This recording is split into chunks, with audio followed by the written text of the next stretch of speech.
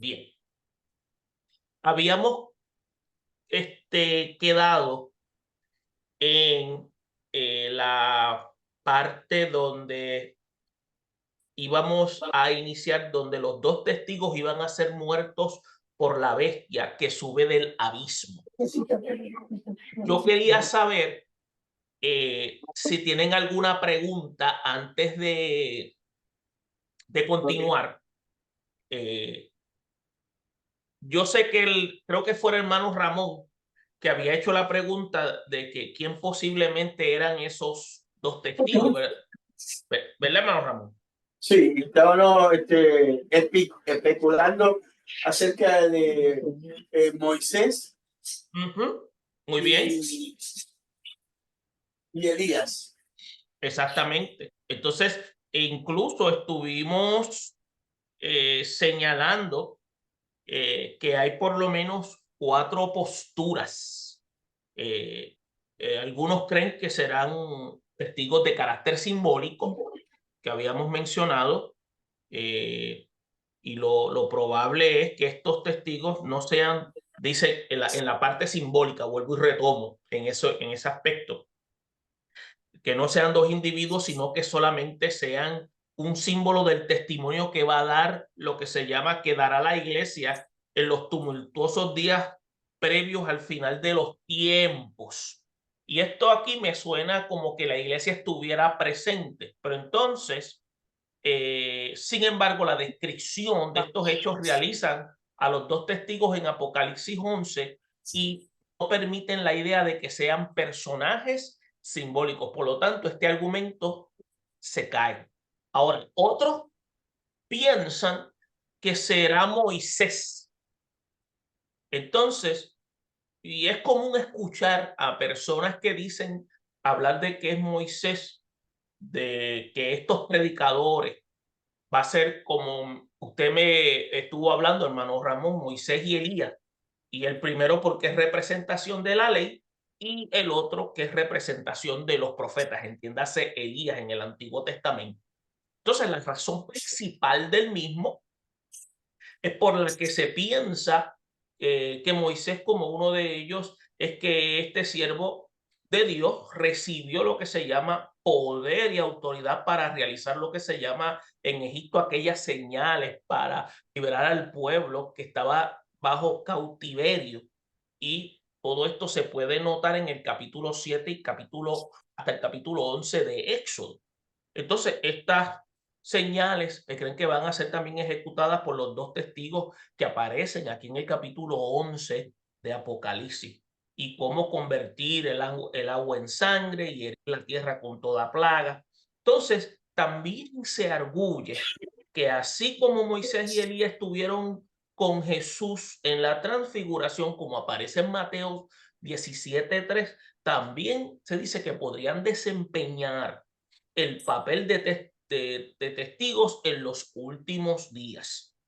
Ahora, se da testimonio en la Biblia acerca de, escuche bien, la muerte de Moisés en el monte Nebo, en Moab, y de la sepultura de su cuerpo por Dios mismo en el valle se conoce como Peor, y eso usted lo puede encontrar en Deuteronomio 34, en los versículos 5 y 6. Entonces, Moisés, ya sabemos que murió físicamente y fue enterrado por Dios. Entonces, tenemos que entender que no podría volver a morir nuevamente. Y cómo les va a suceder a estos dos testigos, según habla Apocalipsis 11:7.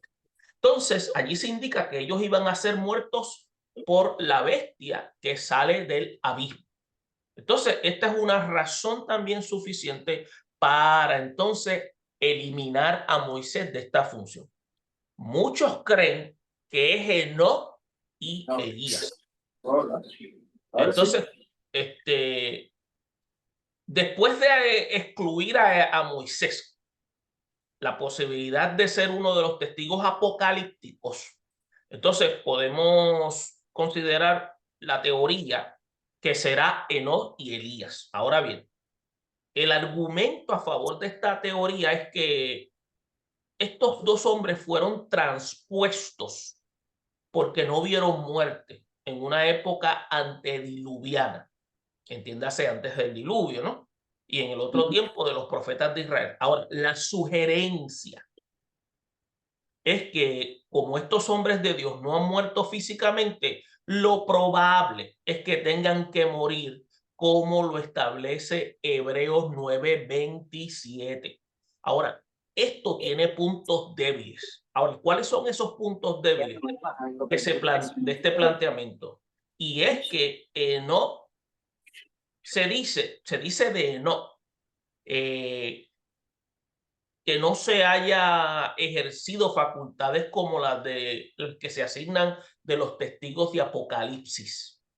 En el caso de Elías es bien distinto, y es que fue un profeta que era un profeta de juicio, cuyo ministerio coincidió con el tiempo de la decadencia del pueblo de Israel bajo el reinado de Acab y Jezabel. Entonces, Elías haya impuesto la sequía que castigó a Israel por 3 años y medio. Entonces, en el Nuevo Testamento se tiene a Elías como un profeta cuyos actos poderosos, como los que hemos señalado, dependían de lo que se llama la ferviente oración, porque la oración constituía ser la herramienta que utilizaban los profetas, y en este caso se menciona Elías para que Dios interviniera. Ahora bien, el otro aspecto, que es el cual yo me inclino, es probable que sean personajes de los últimos días. Porque algunos creen y sugieren que estos testigos de Apocalipsis 11 son personas que ya Dios está preparando en este periodo. Entiéndase periodo en el tiempo nuestro. Y estos siervos de Dios se van a levantar en los últimos días para lo que se llama dar testimonio de Cristo durante la parte de la tribulación. Entonces, esta posición de que serán dos personajes escatológicos y no históricos, como los que mencionamos anteriormente, se presta entonces para adjudicarle las características que se le asignan al pasaje. Por lo tanto, estos profetas, como se menciona en el capítulo 11, van a ser seres extraordinarios. Y las características que se le adjudican en el capítulo 11 de Apocalipsis hacen de los dos testigos estos personajes como candidatos que serían preparados para este periodo, entiéndase, en este tiempo. Entonces, dicen que van a estar profetizando con vestidos de silicio, y esto constituye ser lo que se llama una señal de luto, que simboliza carácter de juicio. Vestirse de silicio es representante a juicio. Entonces, estos dos olivos también simbolizan la unción del Espíritu en ellos en los días de la restauración de Jerusalén. Entonces, como se dio en una profecía que había bien, podría verse como tipo de estos testigos. Por ejemplo, déjenme buscarle en Zacarías 4, 2 y 3, que dice: he mirado y he aquí un candelabro todo de oro con un depósito encima y sus 7 lámparas encima del candelabro, y 7 tubos para las lámparas que están encima de él, y junto a él 2 olivos, el uno a la derecha del depósito y el otro a la izquierda. Eso se encuentra en Zacarías 4, 2 y 3. Ahora, el contexto de esta profecía, tenemos que entender que los 2 olivos de ese momento eran quienes eran el gobernador Zorobabel y el sacerdote Josué. Por lo tanto, constituye ser un antetipo a lo que va a ocurrir en Apocalipsis. Ahora, entiéndase, estos personajes que yo acabo de mencionar contaban con lo que se llama la unción del Espíritu Santo para la gran tarea de restaurar al pueblo de Dios. Y entonces, y escuche bien, no iban a necesitar ejército ni fuerza, sino el Espíritu de Dios. Como había dicho el Dios de los ejércitos, como señala el pasaje bíblico. De esta misma forma, estos dos testigos van a ser llenos del poder del Espíritu Santo y van a estar dando testimonio de Cristo al remanente del pueblo de Dios en medio de esa gran tribulación. Quiero preguntar, ¿hay alguien en adición a mi persona conectado? Nilsa. Ah, ella tiene No, micrófono. no es Nilsa, es que estamos en la casa de Mónica y están los pajaritos. Escucha los pájaros. Oh, ok, sí, porque yo oigo como un chirrío y pensé que era que tenía un micrófono. Es que a lo mejor ellos tienen preguntas y como no los entiendo, si alguien los puede interpretar, pues me dicen las preguntas. Mira, yo Bien. tengo una pregunta, Dígame. profesor, tengo una pregunta. Ok, de acuerdo a lo que usted explicó ahora mismo de los dos testigos, y de acuerdo a lo que usted ha estudiado, ¿cuál es su opinión en relación a esto? ¿Cuáles son los dos testigos que usted Bueno, cree? yo me inclino, yo le dije a los hermanos que mi inclinación basado en esto es que estos dos testigos van a ser unos individuos que Dios va a estar preparando en este tiempo. Porque los ya mencionados tienen unas carencias. Acuérdense que esto es una interpretación, yo puedo estar equivocado, pero es la más que me llama la atención. Me llama la atención porque estos van a estar siendo capacitados por el Espíritu Santo para entonces ejercer una función durante ese periodo. Ahora, sí, son personas que son del pueblo de Israel, van a ser personas que Dios va a utilizar, pero entiendo que no va a ser Moisés, no va a ser Elías, incluso porque ya, aunque Elías el Señor se lo llevó,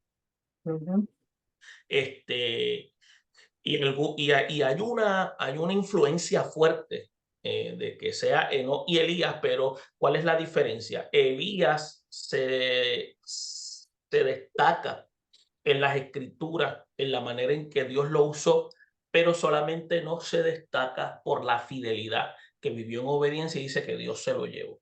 Ahora, por lo tanto, no hay más relato en cuanto a ello. Si es así, pues, gloria a Dios. Lo importante, ¿qué es el denominador común? Que van a aparecer dos testigos. ¿Cuál es mi posición? Que van a ser personas de este tiempo, en ese periodo. Van a ser personas que Dios va a hacer elección en esos últimos días, en ese periodo, que van a jugar un papel importante y Dios los van a estar revestidos, mejor dicho, del poder de Dios, para la cual van a estar proclamando, y Dios va a usarlos de tal manera que el mundo entero se va a enterar de mí. ¿Eso contesta la pregunta? Porque esa es mi posición. Esa es, Señor. Yo creo, ajá. Dígame, Ramón.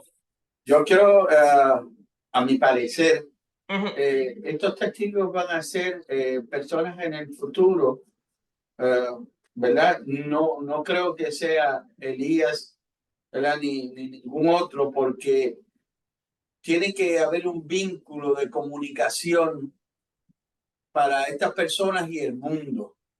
Y ¿verdad? Y me parece que la comunicación va a ser bien importante, o sea, en este aspecto de poder llevar el mensaje en ese momento. Sí, usted me quiere decir entonces que esas personas, ¿me pueden ver en la cámara? Sí. Esas personas pues prácticamente van a estar en el contexto de su tiempo y van a poder hablar de las situaciones que están ocurriendo a la manera que el Espíritu Santo los va guiando. ¿Correcto? Exacto. Sí, sí, y eso tiene peso.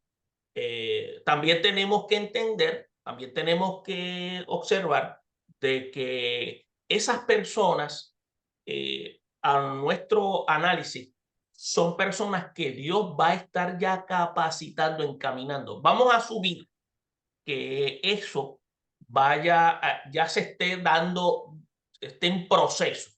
Ahora, nosotros no sabemos cuándo el Señor vaya a levantar la iglesia. Estamos claros en ese punto.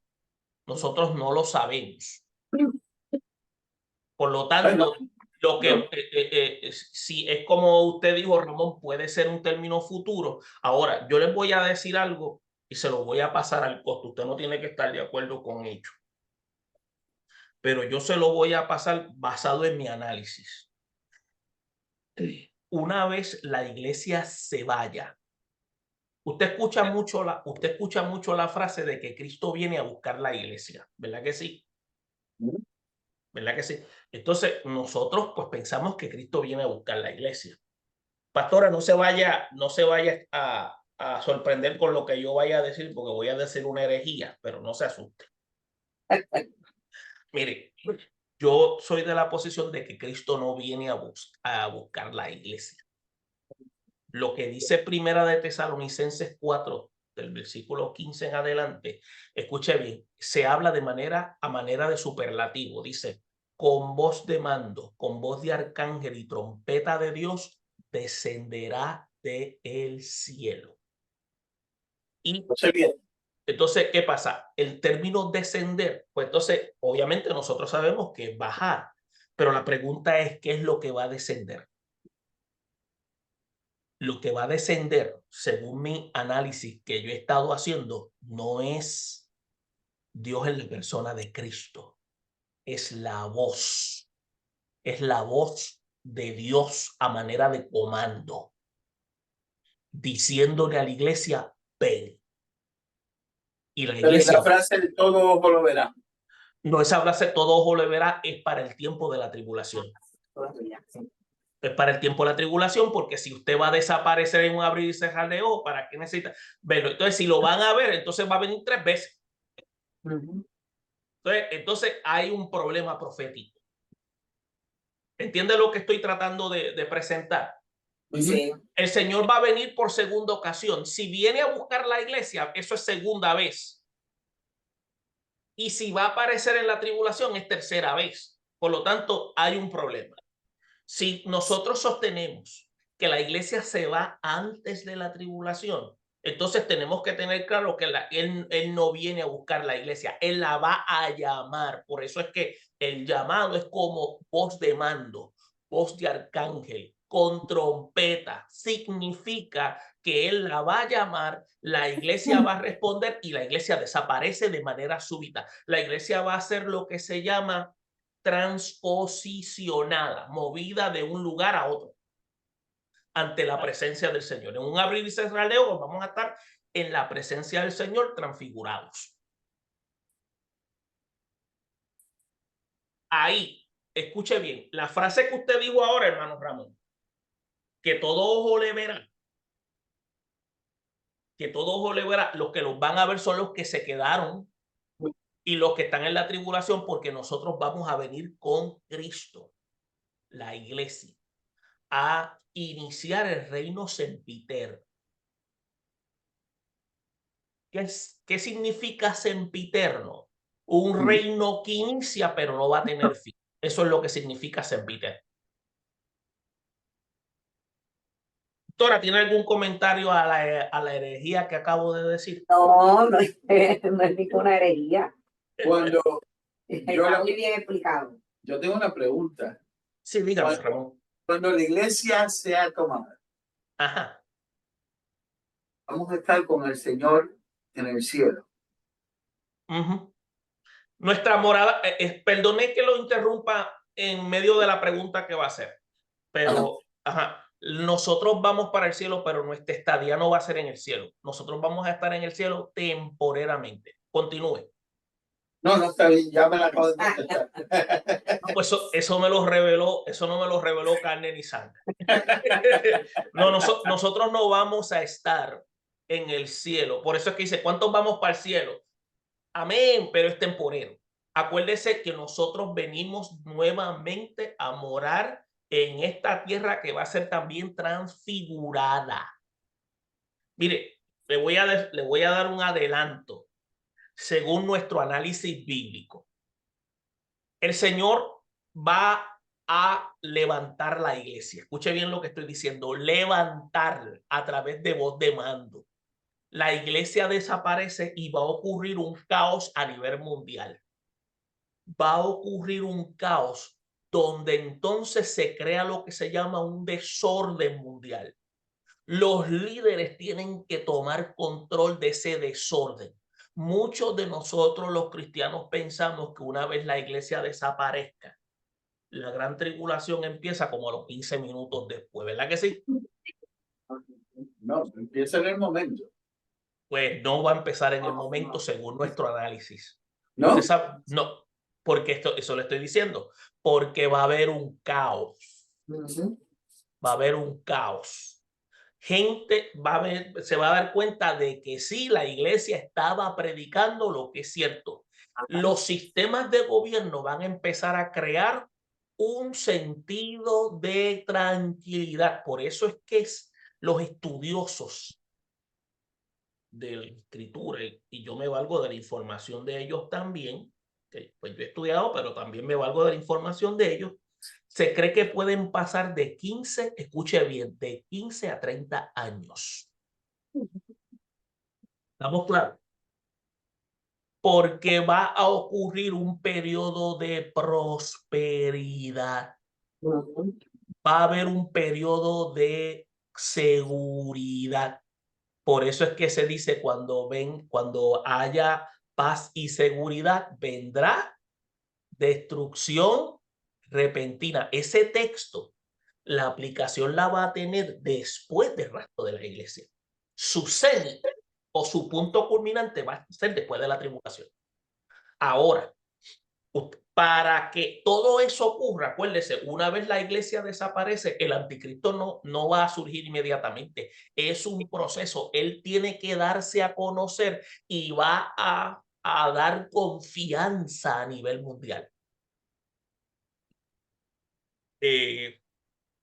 También los escatólogos piensan que hay una serie de eventos que tienen que llevarse a cabo, aunque Dios puede hacer que la profecía se cumpla cuando esté establecido, pero eso es lo que se entiende, lo que entendemos. Yo lo estoy analizando de una manera lógica. E incluso tiene que haber un resurgir de la Babilonia, el oriente va a resurgir, va a haber una prosperidad donde la gente se va a desconectar totalmente. Entonces, este personaje que va a surgir, acuérdese, él va a surgir y va a dar una demostración diciendo, pues mira, Dios no hace falta. Dios no hace falta. Ustedes saben quiénes son los que van a estar más pendientes. Aquellos que escucharon la palabra, se quedaron, son los más que van a estar pendientes. Yo creo que 30 años sería mucho. Puede ser que dure 15 años como mucho, pero muchos se inclinan a ese punto. Entonces, cuando ocurra eso, va a haber acuérdese, el templo no se ha construido. Hay una serie de aspectos proféticos que no se han llevado a cabo. Posiblemente usted y yo veamos que se comience a construir el templo. Ahora, por eso algunos piensan que ya el anticristo, por ejemplo, si usted busca, algunos piensan que el anticristo ya está, e incluso ya han determinado algunos que creen que él va a ver, el anticristo va a venir de raíces semíticas. Escuche esto. Disa por lo mute. El Espíritu Santo que está deteniendo su manifestación. Sí, por eso, acuérdese, lo que impide que todo eso se desarrolle es la persona del Espíritu Santo, que es el que está dirigiendo la iglesia. La iglesia, el Espíritu Santo en la iglesia. Por eso es lo que detiene a que todo se ocurra es la iglesia. ¿Y quién dirige la iglesia? Espíritu Santo. El Espíritu Santo. Cuando la iglesia sea removida, entonces va a haber el acceso para todo eso.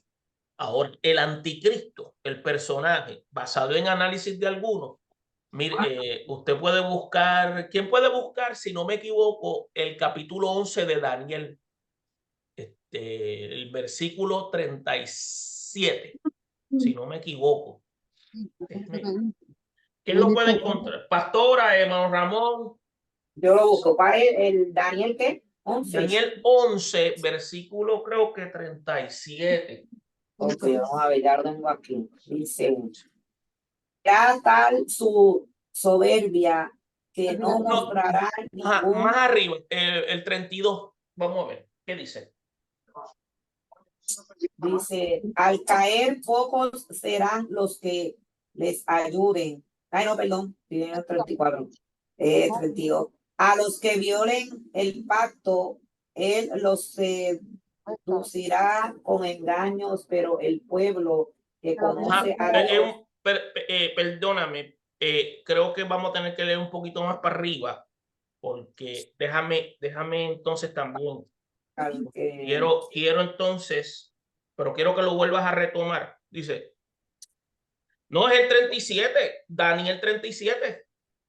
Daniel 37, Daniel 11:37. Sí, ¿cuál estabas leyendo? Pues no, porque me dice, no empecé el 37 y después me dice el 32, pero te voy a leer el 37. Será tal su soberbia que no mostrará ningún respeto por los dioses de sus padres, ni por los dioses de sus mujeres. Ok, páralo ahí, como decía la muñeca. No quiero decir el nombre. Lo que pasa es ¿qué versión tú tienes? Ay, pues Dios habla hoy. Ok, está bien. Mira lo que dice la Reina Valera. Vamos a leer dentro. Dice, del Dios de los padres no hará caso, ni del amor de las mujeres, ni respetará a Dios alguno, porque sobre todo se engrandecerá. Lee el 38. En cambio, honrará al Dios de las fortalezas, Dios que sus padres no conocieron, y lo honrarán con oro y plata y con piedras preciosas y con objetos muy costosos. 28 en esta versión dice, mas honrará en su lugar al Dios de las fortalezas, Dios que sus padres no conocieron, lo honrará con oro y plata, con piedras preciosas y con cosas de gran precio. El 39, por favor. Dice, con la ayuda de un Dios ajeno tomará las fortalezas más inexpugnables. Ay, perdón, colmará de honores a los que le reconozcan y repartirá la tierra a cambio de dinero. Ok. Entonces dice, con un Dios ajeno se hará de las fortalezas más inexpugnables y colmará de honores a los que le reconozcan y por precio repartirá la tierra. Ahora, ¿qué dice el 40? Cuando llegue el momento del fin, el rey del sur luchará contra el rey del norte, y éste se levantará contra aquel como una tempestad, con carros de guerra y gente de a caballo, y con muchas naves, y le tocará por tierra y lo acosará como una inundación. Sí, en el 40 aquí dice, pero al cabo del tiempo el rey del sur contenderá con él y el rey del norte se levantará contra él como una tempestad, con carros y gente de a caballo, muchas naves entrarán por las tierras e inundará y pasará. Si usted nota, Daniel ya indica que ese personaje va a venir de raíces semíticas. Quiere decir que va a ser descendientes de judíos. Algunos dicen que puede ser que sea homosexual porque utiliza la expresión no tendrá amor de las mujeres. Hay una frase en hebreo que dice algo así. Ahora bien, él va a venir de un reinado. Si usted quiere saber información de lo que yo estoy buscando, ahora no es que yo diga que sea ese individuo, pero es lo que yo he escuchado, pero yo tengo mis reservas, pero lo podemos hablar fuera de grabación, porque eso todavía está en veremos. Pero ese personaje, escuche bien, viene de raíces semitas, va a venir de la aristocracia y va a ser una persona atractiva y va a entablar lazos con el pueblo de Israel porque va a tener carisma. Y el antetipo de eso fue Antíoco IV, que era en el periodo de lo que se conoce para el tiempo de intertestamentario. Él fue el que sacrificó una cerda en el templo, para los que no conocían eso. Y este va a hacer sacrificios también y va a cometer abominación en el pueblo, en el templo que se va a construir. Por lo tanto, si ya en el Antiguo Testamento hubo un antetipo, el que va a venir para el tiempo de la tribulación, lo va a hacer ahora en la construcción del tercer templo. Entonces, este Antíoco IV, que también se le conocía Epífanes, Antíoco Epífanes, porque Epífanes era de epifanía, que era una demostración del Dios, porque él se creía Dios. Él era de los, si no me equivoco, de los Seleucidas. Tengo que volver a retomar el elemento histórico. Y ahí es donde entonces se levantan los macabeos. Hombres como los Matatías, por eso es que a los macabeos le llamaban los hombres del marrón, que venían a atacar fuerte. Y una vez ellos estuvieron en batalla contra estas personas, ellos estaban esperando que llegara el Mesías. Y como el Mesías no llegó, ellos empezaron a poner sacerdotes de sus grupos y ahí es donde nacen los saduceos. No lo voy a decir más, pues eso es historia, pero es para que nosotros veamos que esos son partes que aunque eso aparece en los libros apócrifos. Yo sé que nosotros no somos muy dados a los libros apócrifos, pero los libros apócrifos ayudan mucho en el elemento histórico. ¿Estamos claros? Por lo tanto, ese personaje que va a estar en el tiempo de nuestra era, va a ser uno que va a hacer alianza con el pueblo de Israel por un periodo de 3 años y medio y luego se va a levantar contra el pueblo de Israel. Es lo único que vamos a mencionar por el momento, porque después vamos a seguir enseñando otros aspectos y vamos a estar explicando lo que acabo de señalar. Acuérdense, ¿alguien ha escuchado la historia de Alejandro Magno? No. No. Sí, por eso Alejandro Magno juega un papel importante porque en la profecía bíblica él aparece, Daniel habla sobre él, porque él constituye ser lo que se llama ese cuerno pequeño que nace, porque cuando él está en cautiverio en Babilonia, que él tiene el sueño de la estatua, ¿verdad que sí? Y la estatua tenía diferentes tipos de materiales. Oh, sí, sí, sí. Pues esos representaban diferentes imperios. El imperio babilónico, el imperio medo-persa, el imperio griego y el imperio romano. ¿Estamos claros? Alejandro Magno, escuche bien, los babilónicos fueron los primeros. Por eso es que usted va a ver que cuando después que se tiene esta visión, este sueño, y recibe la interpretación, usted va a ver por qué Nabucodonosor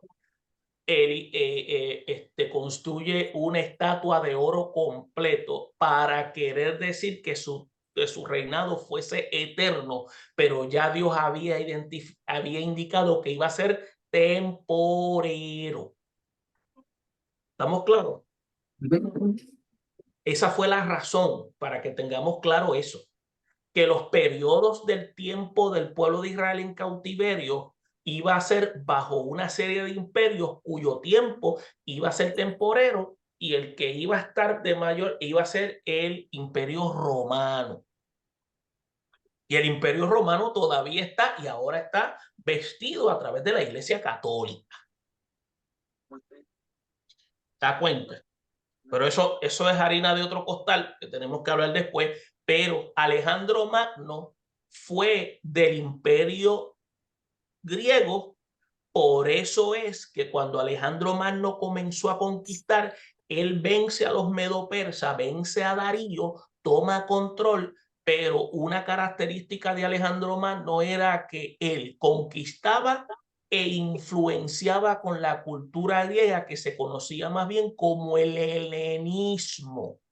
Por eso es que usted va a notar que la Biblia está escrita, escuche bien, la Biblia está escrita en los idiomas hebreo y griego, porque el griego en aquel tiempo era como el inglés de ahora, era el idioma internacional.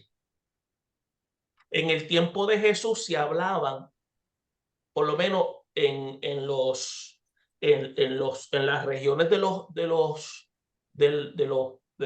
los que se llamaban, esos se llamaban reinos clientes. Judá era un reino cliente de Roma.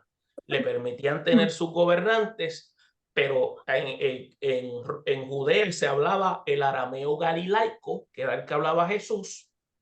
Jesús hablaba también griego, y también se hablaba el latín. El latín lo hablaban los romanos para asuntos administrativos. El hebreo se hablaba para la enseñanza escritural, y el arameo galilaico era el que se hablaba común entre las comunidades. El griego más movido en aquel tiempo era el griego koiné, que es común. Estaba el griego tolemaico, que era un griego que se hablaba en las cortes, y el griego jónico, que era el que usaban los filósofos y todas esas cosas. Pero acuérdense, la Biblia fue escrita en dialectos. Y eso era, acuérdense, ¿por qué eran dialectos? Porque en aquel tiempo no existía la Real Academia Española y no estaban controlados los idiomas. ¿Sabían eso? No, eso es nuevo. Pues qué bueno que aprendieron algo nuevo, porque yo estudié ciencias bíblicas, y en ciencias bíblicas es bueno que sepamos eso, porque así, por ejemplo, usted se va a dar cuenta cuando el pueblo de Israel entra en cautiverio por primera vez con Babilonia. Usted va a notar que después del primer capítulo, a mitad, si no me equivoco, capítulo 1 y capítulo 2, se deja de hablar hebreo y se comienza a hablar arameo. Lo que pasa es que nosotros no nos damos cuenta porque estamos leyendo en español, porque nosotros no hablamos esos idiomas, esos son lenguas antiguas. ¿Sabe por qué? Porque ya los babilonios empezaron a lo que se llama, hay un término que se llama, una cosa es, empezaron a enculturarlos con sus conceptos, porque eso era algo característico de los babilonios. Como yo le había dicho anteriormente, por eso es que ellos lo primero que tomaron cautivo fueron a los aristócratas, a la gente que tenían dinero, y a los reyes. Por eso es que cuando tomaron a Daniel y a sus compañeros, ellos eran personas que venían de buenas posiciones, y lo primero que hicieron fue cambiarle los nombres para comenzar a adoctrinarlos con la cultura babilónica. Esa fue la razón. Y ahí es donde comenzaron luego, y ellos en ese periodo de 3 años aprendieron a hablar el arameo. Por eso es que después, cuando el pueblo regresa de 70 años, no hablaban hebreo, hablaban arameo. Por eso es que después, en ese periodo, se construyen las sinagogas para traducirle, porque estaban escritas en hebreo y necesitaban entonces que se le pudiera traducir lo que Dios había hablado al arameo, porque era el idioma que ellos hablaban de cautiverio, a los que habían nacido dentro del cautiverio. Ese es el problema que tenemos nosotros ahora. ¿Cuál es el problema? Sí, porque había tantas lenguas involucradas que hoy día, pues, si nosotros queremos entender muchos términos que se dialogaban en ese momento, tendríamos que referirnos a una lengua en específica para poder saber de qué exactamente se estaba hablando. Exactamente, por eso es que cuando usted lee la Biblia, usted no la puede leer como si lo hubiesen escrito en Puerto Rico el año pasado. Exacto. ¿Sabe por qué? Ese es el problema que tenemos muchos de nosotros. Nosotros leemos la Biblia como si lo hubiesen escrito en Puerto Rico el año pasado. Acuérdese, la Biblia está escrita en nuestro idioma, pero las palabras que se utilizan y en los significados no son lo que en realidad significan, porque usted tiene que ir a lo que se llaman a el lenguaje original. Escuche bien, los escritos originales no existen. Lo que existen son copias de copias de copias de copias de copias. ¿Estamos claros? ¿Usted sabe por qué el original no existe? El original no existe porque antes lo primero que se usaba para escribir era se usaba el papiro y se usaba carbón. Y eso lo más que podía durar eran 6 meses. Por lo tanto, había que volver a copiar lo que se había escrito. Y puede estar seguro que cuando se escribía, había una letra que se escribía mal y eso no se podía borrar y eso había que guardarlo porque si se hablaba, se escribía algo sagrado, eso había que guardarlo. Por eso es que usted va a ver que cuando aquellos que estudian los que estudian la arqueología y estudian lo que se llaman las lenguas bíblicas, que son el paleohebreo, el arameo, el hebreo, el griego, el latín, cuando empiezan a estudiar, empiezan a encontrar que hay una serie de cambios en los escritos porque hubo también elementos de transición. Usted sabe que el número 666 no aparece todo el tiempo. El 666 aparece en unas épocas, pero antes no era el 666. Antes era el 616. Aleluya. Porque ese número se le daba a cada emperador, se le daba un número y era un elemento de código. Acuérdese que en las letras en el arameo, estas letras, las letras hebreas, se combinan con las letras cananeas, que son 22 letras, y cada una de esas letras tienen significados numéricos. Y a través de eso el pueblo las utilizaba antes. Por eso es que estas letras no tenían lo que se llaman vocales. Por eso es que cuando usted habla hebreo, usted habla como los camellos. Porque no hay vocales. Las vocales vinieron después en el siglo VI, fue con los masoretas, que fue que entonces empezaron a incluir lo que se llaman elementos vocales para poder pronunciar correctamente. O sea, estábamos hablando de Apocalipsis, ahora estamos hablando un poquito de ciencia bíblica para que usted conozca un poquito, porque es bueno que sepamos eso. Pero no está de más conocer porque todas esas cosas nos ayudan a nosotros a conocer el elemento bíblico y entender que, número uno, nosotros estamos a más de 2000 años de distancia de los manuscritos bíblicos, por lo tanto, todo lo que se lee no se puede literalizar. Por eso es que todos los documentos bíblicos, usted tiene que ver si es narrativa, si es poesía, si es novela. ¿Usted sabía que en la Biblia hay novela? Sí. En la Biblia hay novela. Jonás es una novela. Son novelas. Entonces, la poesía, todo esto, Cantar de los cantares. el cantar de los cantares, aún Isaías tiene poesía. Porque era la forma como se expresaban. ¿Por qué aparece? Porque Dios lo aprobó así, si está documentado así, y era la manera que ellos se comunicaban, y era la manera que ellos podían expresar lo que entendían. Acuérdese, Dios permite. ¿Por qué Dios permite que estos dialectos jugaran un papel fundamental? Porque estos dialectos las palabras tienen más de 5 o 6 significados. El español y inglés no son ricos en contenido. El griego, el hebreo son ricos en contenido. Una palabra puede tener muchos significados.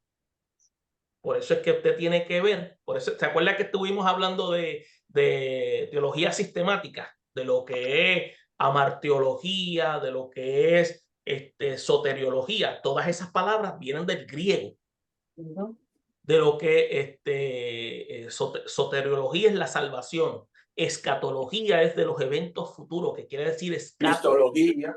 La cristología. ¿Usted sabe lo que es Cristo? Nosotros decimos Jesús. Jesús es Salvador y Cristo. Por eso, acuérdese, Jesús, cuando se habla de Jesús, se habla de ¿quién? Del Salvador. Pero Cristo, ¿usted sabe lo que significa Cristo? En hebreo, ¿qué significa Cristo en hebreo? El crucificado o algo. No, significa Mesías. Oh, okay. Mesías en griego significa Cristo. Por eso es que cuando usted la combina, significa el Salvador Mesías. Cristo, Jesucristo. Acuérdese, Dios no tiene nombre propio. ¿Usted sabía eso? Dios no tiene nombre propio porque lo que tiene nombre propio tiene principio y tiene fin. Por eso es que Él se llama Yo Soy. ¿De dónde sale? Perdón, ¿de dónde sale el nombre Jehová? Eso sale, es una expresión que el pueblo de Israel desarrolla y ellos no lo pronuncian, de lo que llaman el tetagramatrón, que son las palabras la Y, la H, entonces y creo que la W, pero acuérdese que esas palabras algunas ya se añadieron, pero esas palabras, cuando usted suspira, usted dice Yahvé. Usted suspira y exhala, dice Yahvé. Y entonces acuérdese, Yahvé, cuando usted suspira, está diciendo Yahvé.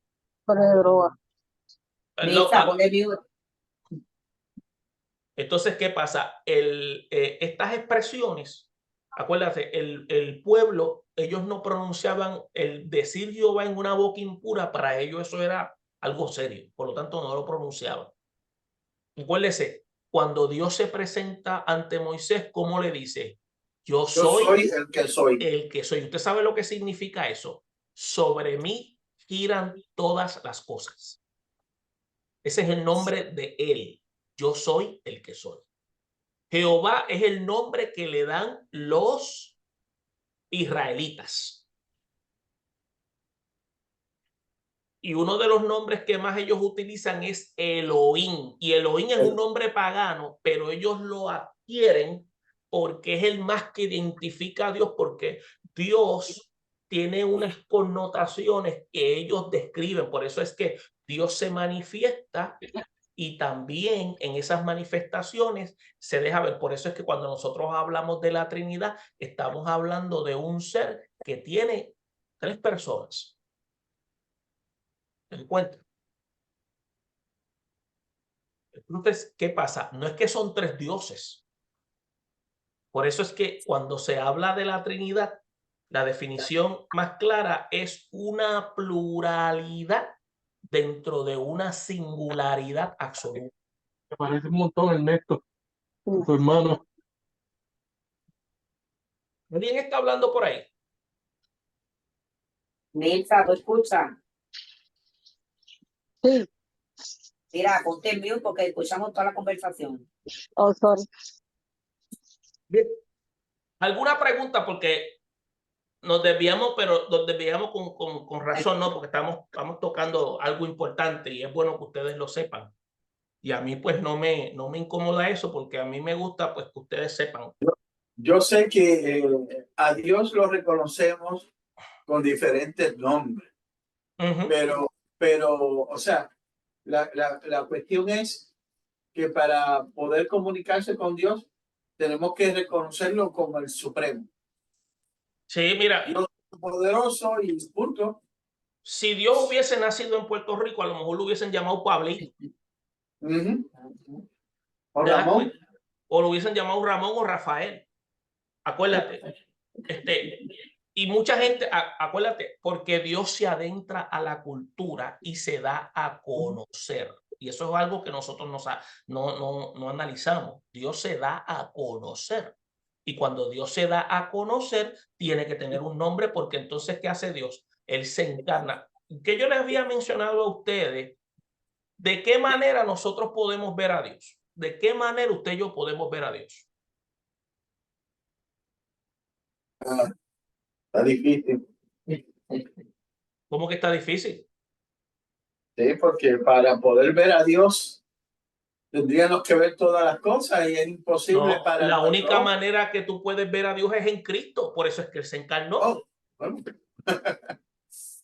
¿Verdad? Eso dice, el que me ha visto cuando a mí ha visto al Padre. Escuche bien, cuando nosotros estemos en la eternidad, si usted cree que va a ver a Dios, está equivocado. Usted el que va a ver va a ser a Cristo. ¿Qué dijo él? El que me ha visto a mí, ha visto al Padre. Ha visto al Padre. Acuérdese, la única manera de poder ver a Dios es en Cristo, porque Dios es espíritu. La única manera que Dios se asocia con sus criaturas es a través de la persona de Cristo.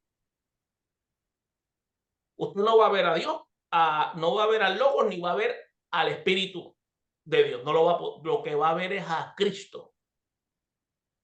Ver a Cristo es verlos a todos. Por eso es que usted va a ver que en el Evangelio de Juan viene y lo describe como el Verbo encarnado. Acuérdense, el Padre, Hijo y Espíritu Santo son los nombres adquiridos para propósitos salvíficos, pero para propósitos antes de la salvación era el Logos, era el Verbo y era el Espíritu de Dios.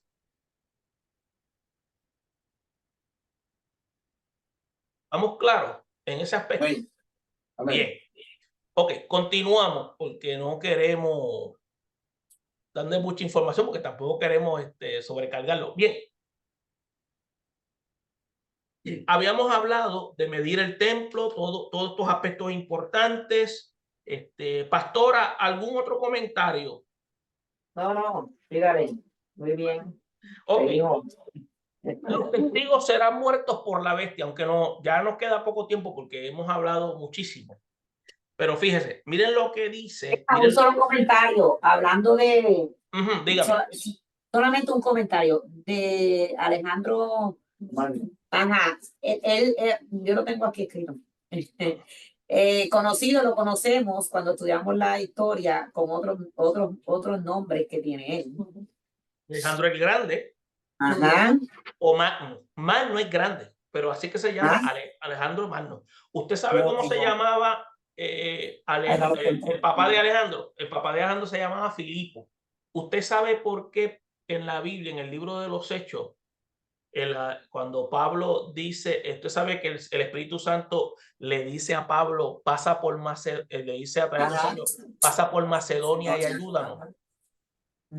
¿Usted sabe por qué Pablo no quería ir a Macedonia? Porque Pablo estaba prejuiciado con los griegos, porque Alejandro Magno le había hecho mucho daño al pueblo judío. Y usted sabe una cosa, los de Macedonia, que son lo que se llama los de la iglesia de Filipo, los filipenses, fue la iglesia que más amó a Pablo. Para que usted vea. Para que usted vea. Prejuicios políticos. Prejuicios. Para que usted vea que él estaba evangelizando, pero es para que usted y yo veamos que nosotros tenemos prejuicios. Los hombres de Dios en aquel tiempo tenían prejuicios y nosotros también tenemos prejuicios hoy. Por eso es que el Espíritu Santo, que es el que guía verdad y justicia, le dijo a Pablo a través de un sueño, pasa por Macedonia y ayúdanos. Y allí en Macedonia el Señor le cambió la dinámica a Pablo, y cada vez que Dios cambia de nuestra dinámica y cambia nuestra manera de pensar, usted sabe que nosotros nos convertimos nuevamente porque cambiamos nuestra manera de pensar a la manera de Dios. Cada vez que Dios transforma nuestro pensamiento es una nueva conversión en nuestra vida. ¿Usted sabía eso?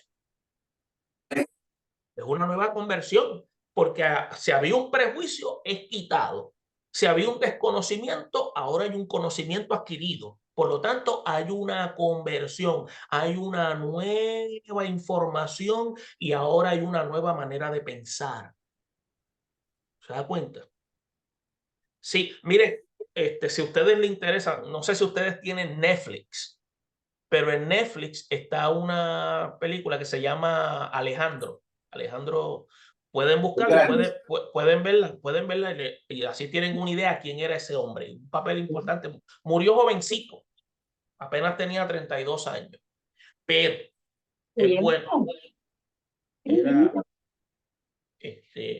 ¿y por qué les menciono al primo Alejandro? Porque jugó un papel determinante en el periodo profético.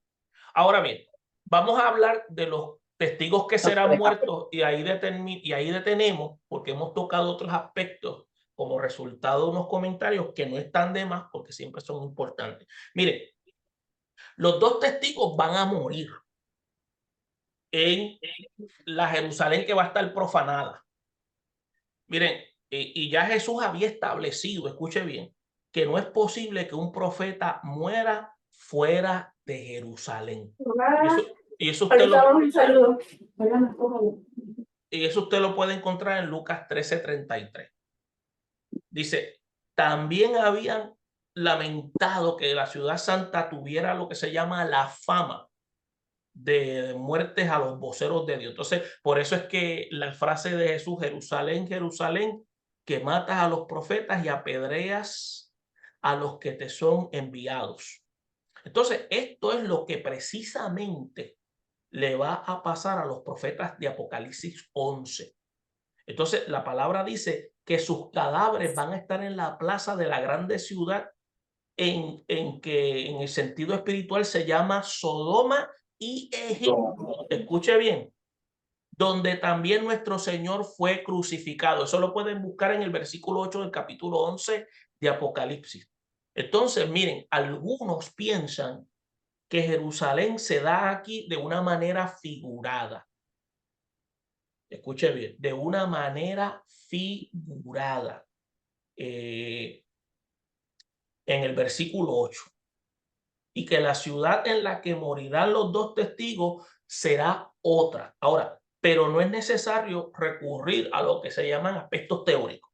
Ahora, solo para de lo que se llama, digamos, defender la reputación de la ciudad, en el versículo, aparece en el versículo 2, lo que nos indica es lo que se llama la terrible profecía que se indica en el versículo 2, que esta ciudad santa va a caer en manos del anticristo, el cual se va a gloriar en profanarla y convertirla en Sodoma. ¿Y por qué Sodoma? Porque Sodoma es simbolismo de inmoralidad. Y en un Egipto, porque Egipto es representativo a opresión. Entonces, va a contaminar a Jerusalén, y cuando sea ocupada por los enemigos de Dios y de remanente de Israel, vamos a ver que todo esto va a cambiar. Por eso es que cuando Jesús destruye al anticristo, junto con todas las fuerzas del mal, y le dé vuelta a lo que se llama, y devuelva, mejor dicho, devuelva a la ciudad de Sión, ¿qué va a devolver? Lo que se llama el esplendor y la santidad. Por eso es que nosotros hablamos también de una nueva Jerusalén. ¿Verdad que sí? de una nueva Jerusalén. Entonces, ¿qué sucede? Por eso es que cuando el Señor dijo, y conoceréis que yo soy Jehová, vuestro Dios, quien habito en Sión, mi santo monte, y Jerusalén será santa, y extraños no pasarán por ella, como dice el profeta Joel, el capítulo 3, versículo 17. Pero usted sabe una cosa, estos testigos van a resucitar. Y miren lo que dice el versículo 9 y 10 del capítulo 11. Y los de los pueblos, tribus, lenguas y naciones verán sus cadáveres, porque los van a matar por 3 días y medio, y no permitirán que sean sepultados. Y los moradores de la tierra se regocijarán sobre ellos y se alegrarán y se enviarán regalos unos a otros, porque estos dos profetas habían atormentado a los moradores de la tierra. ¿Con qué los estaban atormentando? Con la palabra, supuestamente. En otras palabras, van a ser como si fuera un trofeo. Exactamente, muy bien. Eso mismo es, como si fueran una especie de trofeos. Y usted va a ver que esos van a, ¿qué? A exponerlos. Y la gente va a, ¿qué? A celebrar. Ahora, la próxima semana vamos a estar hablando de la celebración de la gente sobre la muerte de estos dos testigos, y vamos a ver lo que va a suceder. Y estos testigos, acuérdense, ¿qué es lo que queremos presentar aquí? Lo que queremos presentar aquí, que aún en medio del juicio, Dios está utilizando a la nación de Israel para proclamar y salvar personas en medio del juicio. ¿Se da cuenta? Dios está manifestando también misericordia a aquellos que están experimentando en la gran tribulación. ¿Preguntas hasta aquí? Tengo una. Dígame. Pastor, la persona que va a estar como el anticristo, esa persona va a salir del pueblo de Israel. Si se dice que se señala que va a venir de raíces semíticas, por lo tanto se cree que viene de Israel. O sea, que viene de los judíos. Ahora, no es que va a estar en Israel, puede ser que esté en otro país. Estamos claros. Hay personas que son descendientes judíos que viven en otros países. ¿Esa es lo que usted quería saber, hermano? ¿O quería argumentar Sí, otro? era exactamente eso. Sí, o sea, el hecho, cuando dice del amor de los padres no hará caso, se está refiriendo, entiéndase, a lo de los que los patriarcas vivieron y siguieron enseñando hasta que Israel nace como nación. Eso no lo va a estar promoviendo. Eso él, a pesar de que él venga de descendientes judíos, eso no es parte de su agenda. Hay personas, yo conozco personas que son judíos de descendientes, pero ellos no practican eso. Y prácticamente, pues, ellos son judíos porque sus padres son biológicamente israelitas. O sea, déjenme aclarar. Una cosa es ser israelita, israelita es nacionalidad, hebreo es raza, judío es religión. Vamos a aclararlo. Usted puede ser judío y no ser israelita ni ser hebreo, porque judío es religión. Pero cuando en la Biblia habla que del amor de los padres, se está refiriendo que él viene de descendientes hebreos, de sangre. Es como, por ejemplo, hay muchos de los puertorriqueños que viven aquí, si sus hijos pueden haber nacido en los Estados Unidos, ellos son puertorriqueños porque ustedes, sus padres, son puertorriqueños, pero posiblemente ellos, la cultura que más influye sobre ellos es la estadounidense. Ahora, entonces, si usted en su casa no le habla español y le habla inglés nada más, eso es culpa suya, porque ellos pueden hablar los dos idiomas. ¿Entiende? En cuanto a los testigos, sí, o sea, dice la escritura que la bestia va a matar a los dos testigos. Pero ellos van a resucitar. Ah, Jamón, te está adelantando, chico. Te adelantando mucho. Pues vamos a darlo para la próxima clase. Sí, porque eso es lo que vamos a hablar la próxima semana.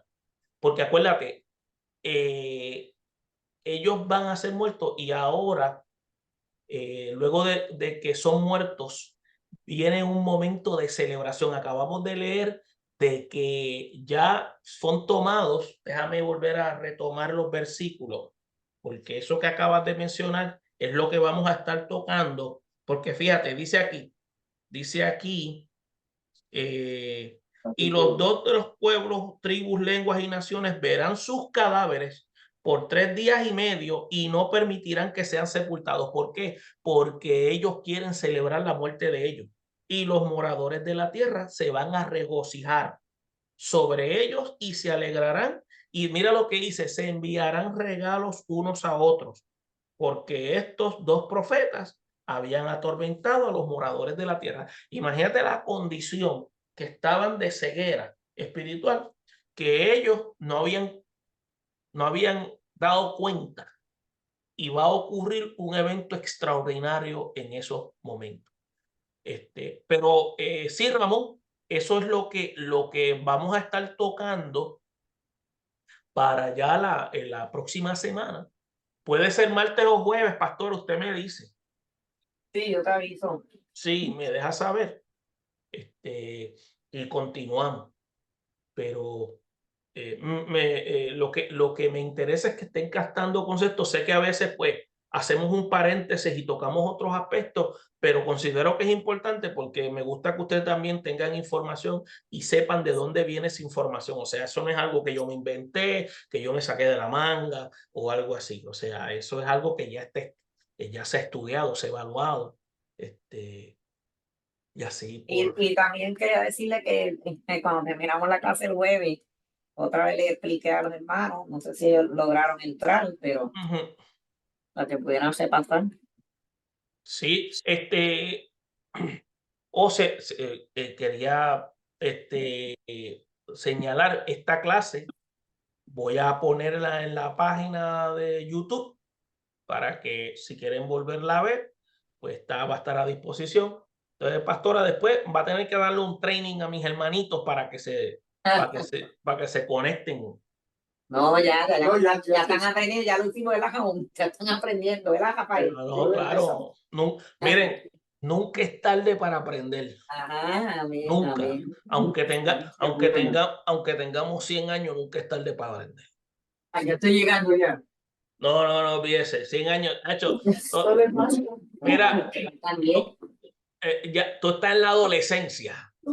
Acuérdate que lo que te llegó fue la tarde. Pastora, aquí. Sí, déjeme aquí entonces detener la grabación. Permítame.